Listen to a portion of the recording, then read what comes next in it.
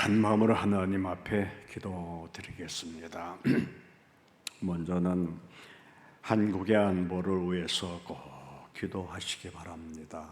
우리나라는 지리적으로도 주변 국가들로부터도 참 약소국이고 어떻게 보면 기적 중에 사는 나라입니다. 그래서 한국의 안보와 또 우리 대통령이 이를 잘 국정을 치리해 나갈 수 있도록 우리 같이 기도하시고, 두 번째는 말씀이 살아있는 교회, 성령이 충만한 교회, 성도마다 은혜에 감동되어 말씀의 능력 가운데 신앙생활하는 그런 교회가 되고, 또 성도들 삶에 아픈 일이 없어야 합니다. 마음의 아픔, 삶의 아픔, 이런 고통들이 없도록 우리 같이 한 마음으로 기도드립니다. 전능하신 은혜의 하나님 아버지, 오늘도 새날을 맞이하여 우리 하나님 앞에 찬송의 성호를 영광 돌리고, 또 우리 삶 속에 귀한 일들마다 구할 수 있도록 은혜 내려주신 아버지 하나님 감사드립니다.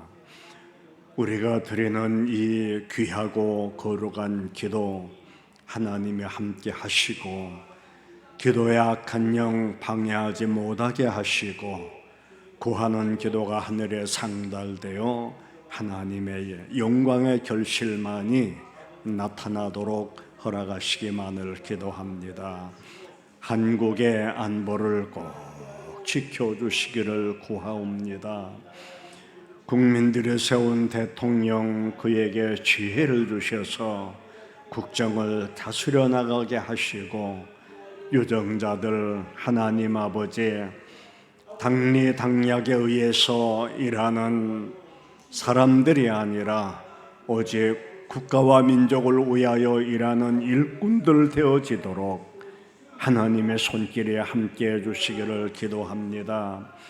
또한 우리가 섬기는 교회, 말씀이 충만한 교회, 성령이 충만한 교회, 은혜가 충만한 교회가 되게 하셔서 마지막 시대에 아버지 하나님의 거룩한 뜻을 은혜로 이루어 나아가는 하나님의 눈과 귀가 함께하는 교회가 되도록 우리 아버지 역사해 주시기를 기도합니다.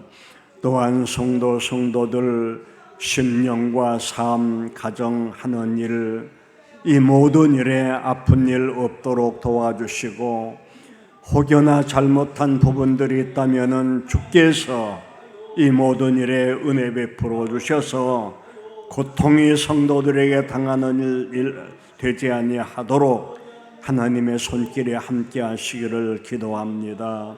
진실로 하나님 앞에 나와서 그 성호를 찬송하는 성도들마다 은혜 베풀어 주시고, 온 성도들이 성령의 중심으로 살아갈 수 있도록 인도하여 주옵소서.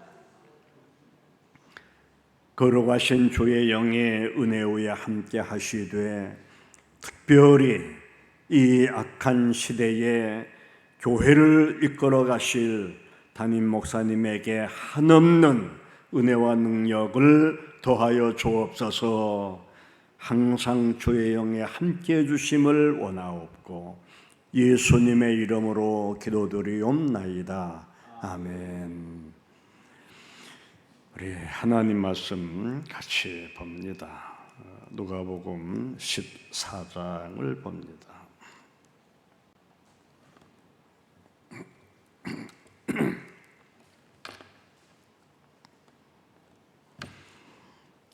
누가복음 14장 18절에서 20절까지, 누가복음 14장 18절에서 20절까지 같이 봅니다. 18절.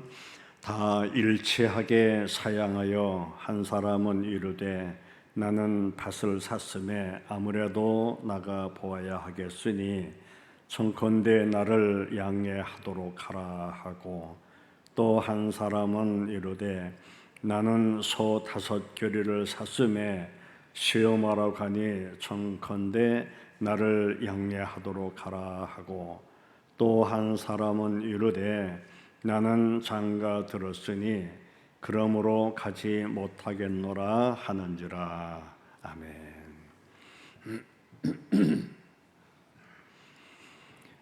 오늘은 본문에 의해서 큰 잔치라고 하는 그런 제목으로 같이 상고하고자 합니다. 누가복음을 보면은 예수님의 집중적으로 말씀을 가리키는 그런 장입니다. 근데 특별히 12장에서 19장까지 보면은 비유의 말씀이 다른 데보다 많이 나옵니다. 왜 그러냐 하면 주님은 아는 것을 말씀하시고 듣는 분들은 뭔지 몰라요. 그래서 알아듣게 하기 위하여 비유로 말씀드리는 겁니다. 본문에 나오는 내용도 비유입니다.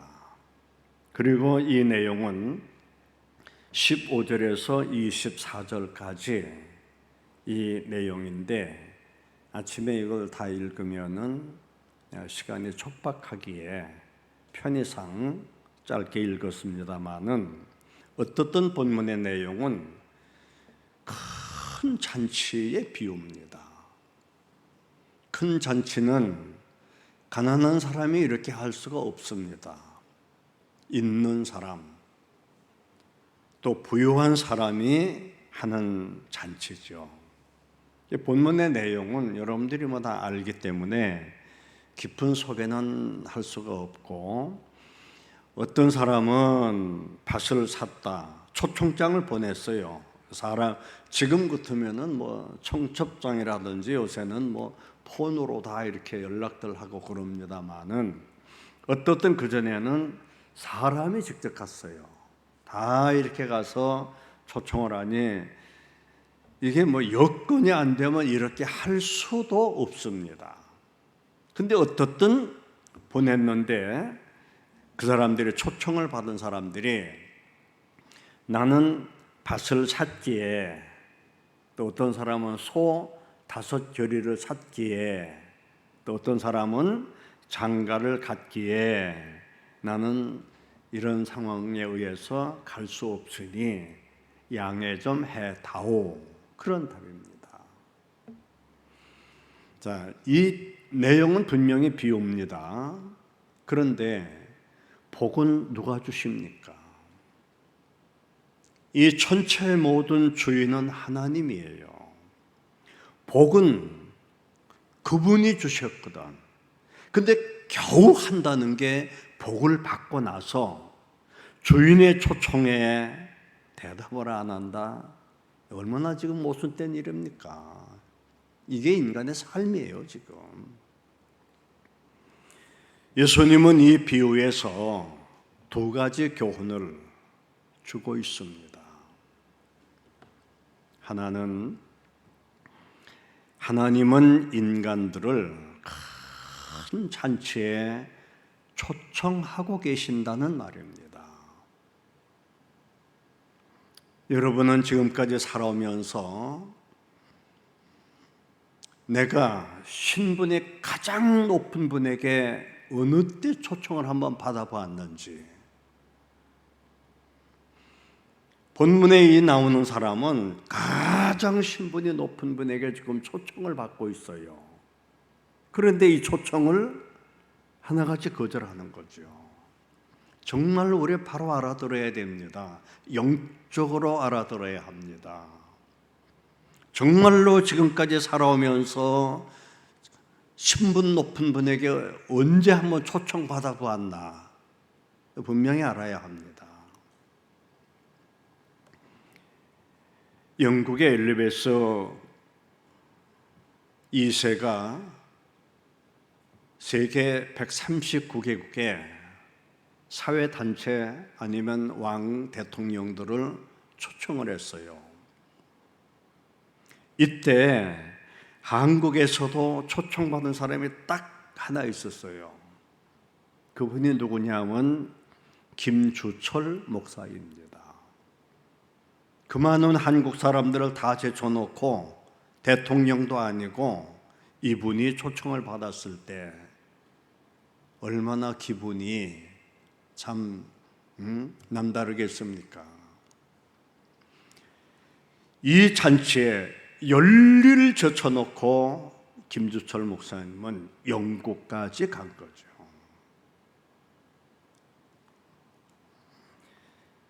인간이 아닌 하나님이 베풀어 놓은 잔치, 이 잔치 얼마나 크겠습니까? 상상도 못할 일입니다. 이 큰 잔치, 먹을 것도 풍성하고 기쁨도 풍성하고 즐거움도 풍성하고, 이 잔치에 하나님이 오늘 우리들을 초청했습니다. 이 초청에 만약에 우리가 사양한다면 그건 세상 살 의미를 다 잃어버린 거나 다를 바 없어요. 그런데 초대받은 자들이 다 거절합니다. 그러니까 21절에 다시 주인이 보내서 비천한 자, 맹인, 불구자, 가난한 자, 멸시받은 자, 소외된 자, 이런 자, 이래도 안 되니까 이제는 아주 멀리 산길로 보내 이방인들까지 초청을 합니다. 이방인들까지도 거절하니까 주인은 안타까워서, 여기 23절 보십시오. 강권하여 데려오라, 강권하여 데려오라, 막 강제로라도 끌어오라는 말씀이죠. 바로 이 말씀은 마지막 시대에 사는 현대 교회들에게 주어지는 하나님의 분부입니다. 얼마 전에 저는 이런 이야기를 들었어요. 한 고향에서 이제 객지에 나가서 살다 보니 같은 동네 친구들도 뭐 잊어버린 지 오래되죠. 그리고 이제 나이들이 들어서 다 은퇴하고 이렇게 또문 연락 취해가지고 이제 친구들끼리 한번 다 이렇게 만났답니다. 고향 친구들이니까.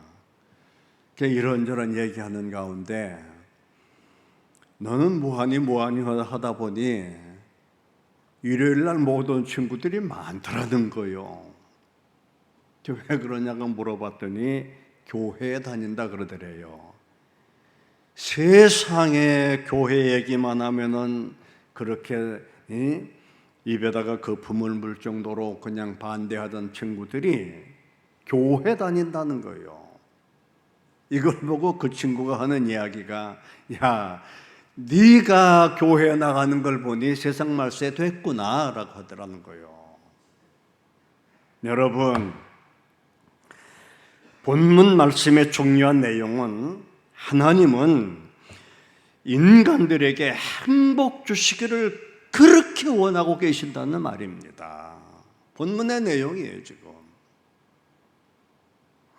싫다고 거절하는 인간들을 포기하지 아니하시고 끝까지 초청하시는 분이 하나님이라는 말씀.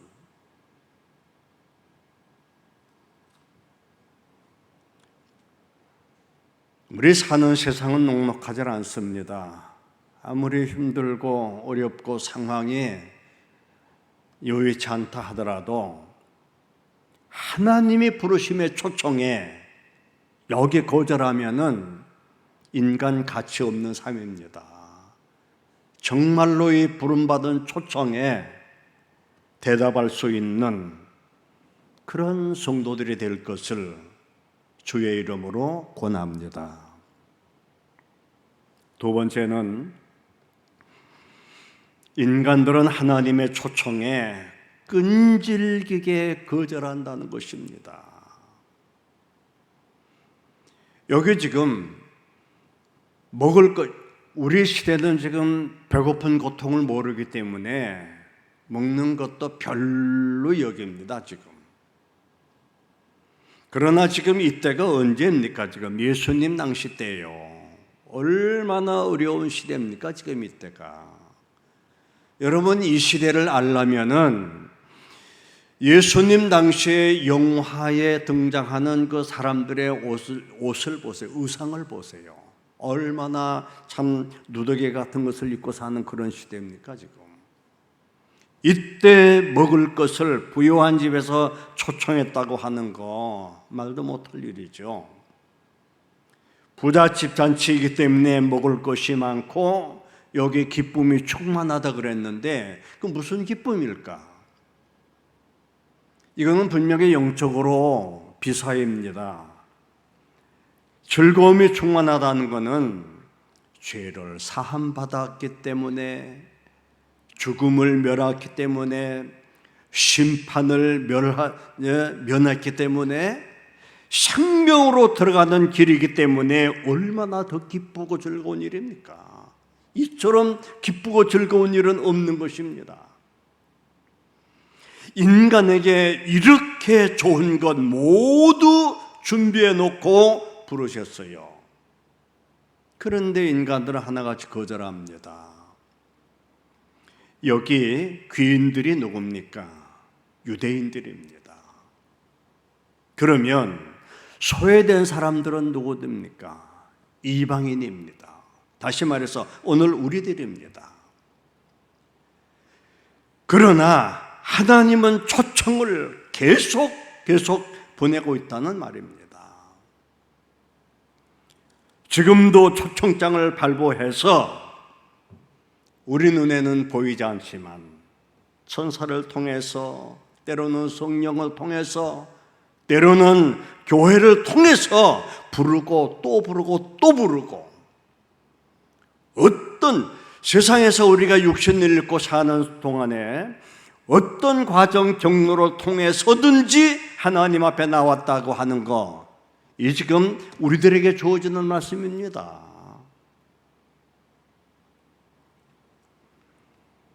(23절에) 보면은 이제는 강권하여 데려와 내 집을 채우라 그랬어요. 본문의 비유는 마지막 시대인 현대 교회들에게 주어지는 하나님의 분부입니다. 이 분부, 정말 듣는 시간은 짧은 시간이지만 깨닫는 범주를 넓게 가졌으면 좋겠다고 하는 그런 말씀으로 내용을 마무리해야 할 것 같습니다. 우리는 본문의 비유 속에서 하나님의 자비하신 사랑과 또한 축복을 주시기를 간곡하게 기다리고 계신다는 말씀. 이 축복도 억지로 되는 게 아닙니다. 하나님 앞에 나와서 먼저는 은혜 받고, 우리 인생은 두 번 사는 게 아닙니다. 유례입니다. 유례. 그날 지금 이 순간도 지나가면 다시는 이런 시간이 돌아오질 않아요. 그래서 사람들하고 대화할 때도 실수하지 아니하려고 무척이나 조심성을 갖는데도 역시 실수를 해요. 돌아서서 보면은 내가 왜 그때 거기서 그런 말을 했지? 이것도 후회입니다. 일종의. 그래서 사람들은 이렇게 생각하죠. 죄를 졌기 때문에 죄인이다, 이렇게 말들을 합니다. 그러나 엄격히 보면은 그와는 반대입니다. 죄인이기 때문에 죄를 졌습니다. 그래서 하나님이 우리를 받으시는 겁니다. 아니, 우리가 출생할 때 무슨 죄가 있습니까? 그런데 유전적 죄가 있거든. 유전적. 어찌합니까? 이 죄를. 그래도 하나님은 마다하지 아니하시고 다 부르시는 것. 그래서 교회는 어떤 사람이 오든지 간에 동일한 인격체지 죄인이 아니에요. 죄를 졌다 하더라도 다 품어주고 기도해주고 그가 일어나서 새로운 삶을 하도록 이렇게 세워, 그것이 교회입니다. 어떻든 오늘 이 본문 비서 속에서 하나님은 지금도 우리를 그렇게 부르고 계시고, 또한 하나님은 그들에게 그렇게 행복을 주시고 복을 주시기를 원해서 지금도 성령을 통해서, 천사를 통해서, 교회를 통해서 온갖 역사 다 하고 있다고 하는 것. 이 초청에 우리가 거부한다면 멸망받을 자밖에 안 되는 거죠. 깨닫고 오늘도 은혜롭게 한날을, 우리는 일회용입니다. 한날을 의미 있고 보람되게 삶을 이루어가는 중앙가족이 될 것을 그리스도 이름으로 기원합니다. 기도합니다. 하나님 아버지, 베풀어 주시는 은혜 감사드립니다. 주신 이는 하나님이신데 밭을 샀다, 소를 샀다, 장가 들었다.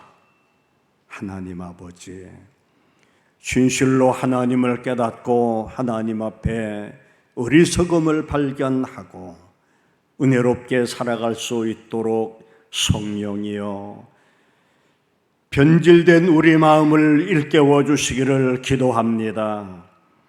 강팍한 심령을 깨우쳐 주시고 진실로 성령으로 거듭나는 심령 되도록 주의 영에 함께 하시기를 기도합니다. 일회용으로 사는 우리들 후회하는 일 없도록 도와주시고 잘못된 부분들 아버지 용서하시고 은혜 나려 주옵소서. 아버지의 뜻을 이루는 교회와 시대상의 수많은 영혼들을 살려내는 능력의 영권을 우리 목사님에게 허락해 주옵소서. 항상 함께해 주심을 원하옵고 예수님의 이름으로 기도드리옵나이다. 아멘. 하늘에 계신 우리 아버지여, 이름이 거룩히 여김을 받으시오며 나라에 임하옵시며 뜻이 하늘에서 이루어진 것 같이 땅에서도 이루어지이다. 오늘날 우리에게 일용할 양식을 주옵시고 우리가 우리에게 죄 지은 자를 사하여 준 것 같이 우리 죄를 사하여 주옵시고 우리를 시험에 들게 하지 마옵시고 다만 악에서 구하옵소서. 대개의 나라와 권세와 영광이 아버지께 영원히 있사옵나이다. 아멘.